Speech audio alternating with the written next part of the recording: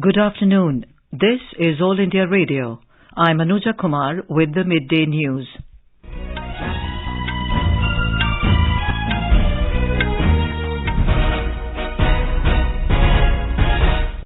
The headlines.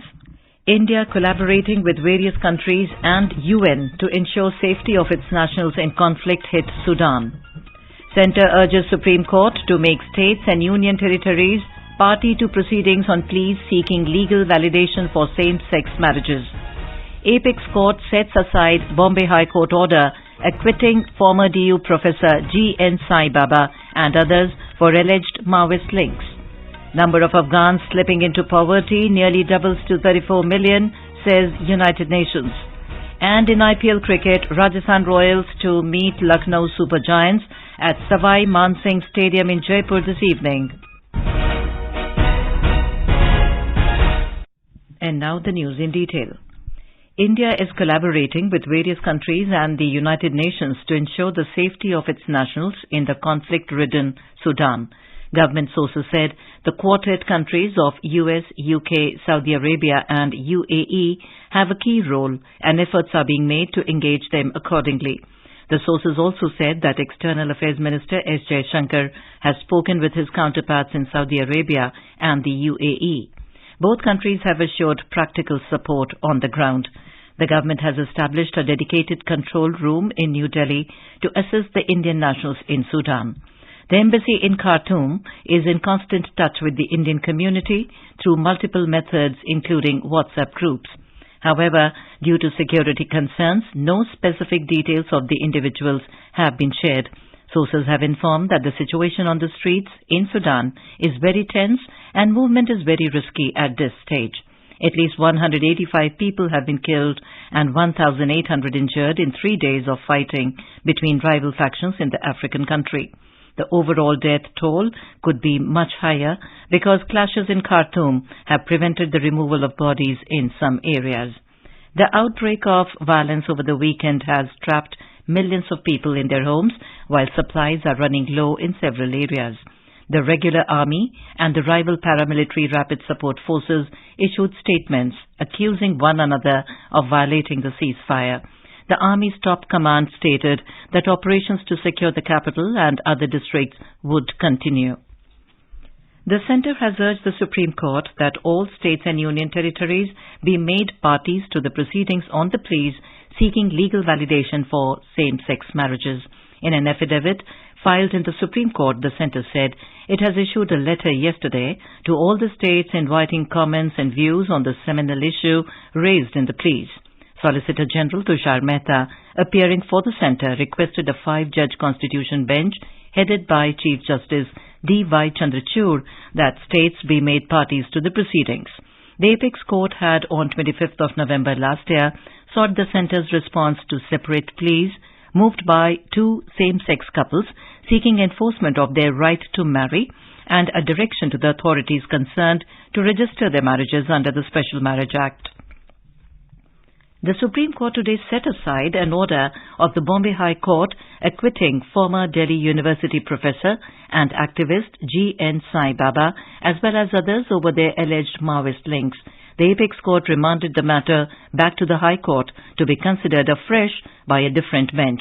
A bench headed by Justice M.R. Shah was hearing a plea filed by the Maharashtra government challenging the decision of the High Court to allow appeals against the conviction and the life sentence imposed on Sai Baba and 5 others under the Anti-Terror Law, Unlawful Activities Prevention Act 1967. The bench further directed the High Court to dispose of the matter strictly on its merits and in accordance with the law without being influenced by the earlier order by the Nagpur bench. It said that it had arrived at this conclusion in view of the consensus between the counsels of the parties and without entering into the merits of the case. In Karnataka, electioneering is gaining momentum as political heavyweights are filing their nominations today for the May 10th Assembly elections. Tomorrow is the last day for filing of nominations. Chief Minister Basavaraj Bommai today filed his nomination papers from Shiggaon seat after holding a roadshow during which he was accompanied by BJP National President J.P. Nadda, Union Minister Prahlad Joshi and Kannada film star Kicha Sudeep. the Shigaon candidate. Former Chief Minister Siddharamaiah filed his nomination from Varuna. Jagdish Shettar, who joined Congress, filed his nomination from Hubli-Dharwad Central Constituency. Former Deputy Chief Minister and senior leader from Congress, Dr. G. Parmeshwar, filed his nomination from Koraktagere. BJP Patriarch and former Chief Minister B.S. Yediyurappa's son B.Y. Vijendra filed his nomination from Shikaripur in Shivamogga district.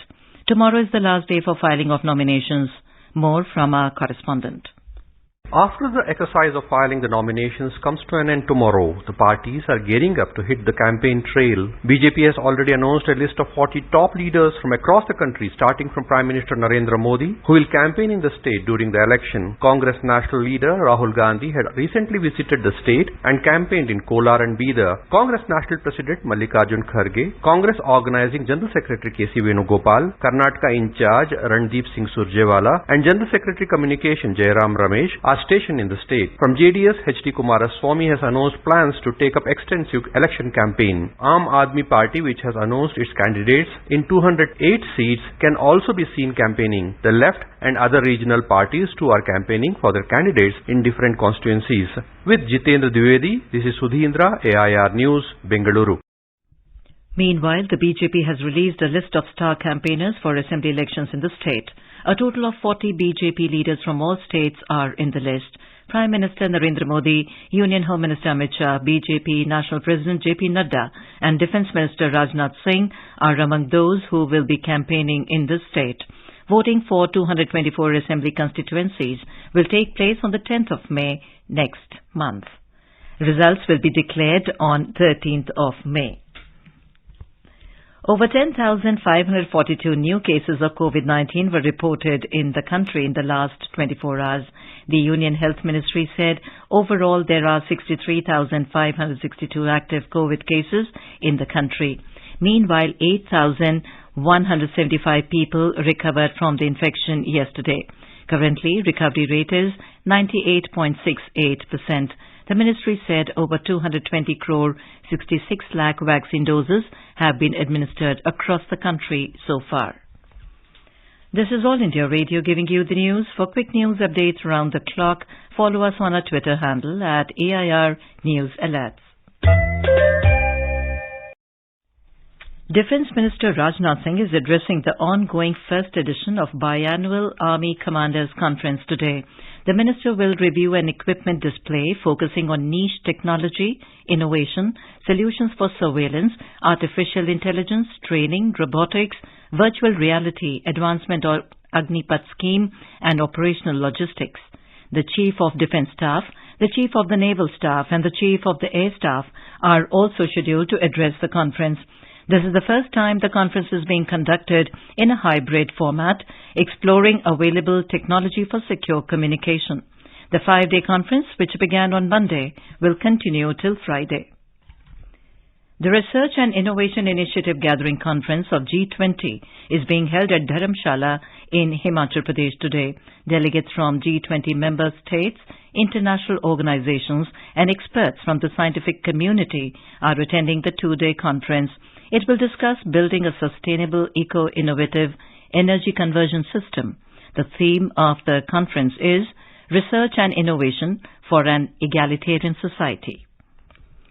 Prime Minister Narendra Modi will address civil servants in New Delhi on Friday to mark the Civil Services Day. Mr. Modi has constantly appreciated the contribution of civil servants towards nation building and enthused them to work even harder. The program will serve as an apt platform for the Prime Minister to motivate and inspire the civil servants across the country so that they may keep serving the nation with the same zeal, especially during this crucial phase of Amrit Kal. During the event, Mr. Modi will confer the Prime Minister's Awards for Excellence in Public Administration. The awards have been instituted to recognize extraordinary and innovative work done by districts and organizations of the central and state governments for the welfare of common people. The United Nations has said that the number of Afghans in poverty nearly doubled to 34 million as the nation was racked by the collapse of the US-backed government and the Taliban takeover.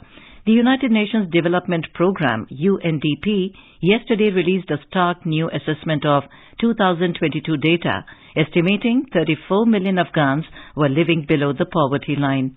It said vast foreign subsidies were halted and aid programs dramatically cut back after the US-backed Republic fell in 2021, as many countries refused to deal with the Taliban authorities in Kabul.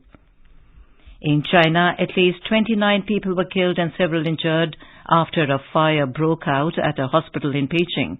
Videos on social media show people using tied bed sheets to climb down the walls to escape smoke and flames. In Canada, more than 155,000 Canadian public sector workers went on a strike today after failing to secure a wage agreement with the federal government. The strike will affect various federal services.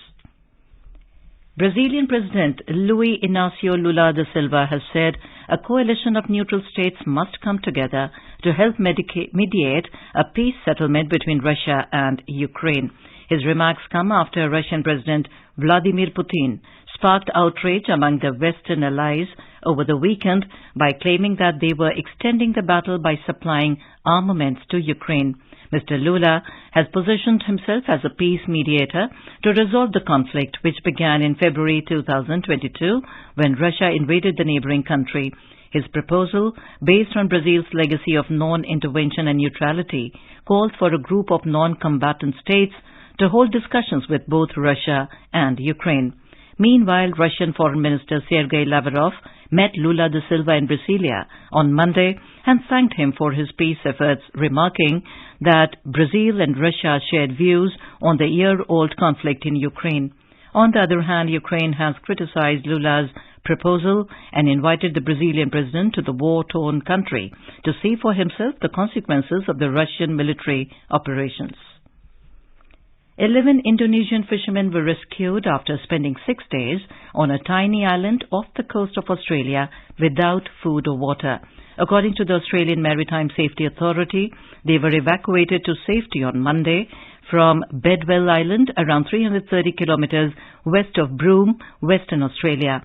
However, 9 additional people are believed to be deceased. According to the survivors, their 2 boats were battered by tropical cyclone Ilsa last week, sinking one of them. 9 of the vessel's 10 crew members are still missing. Today is World Liver Day.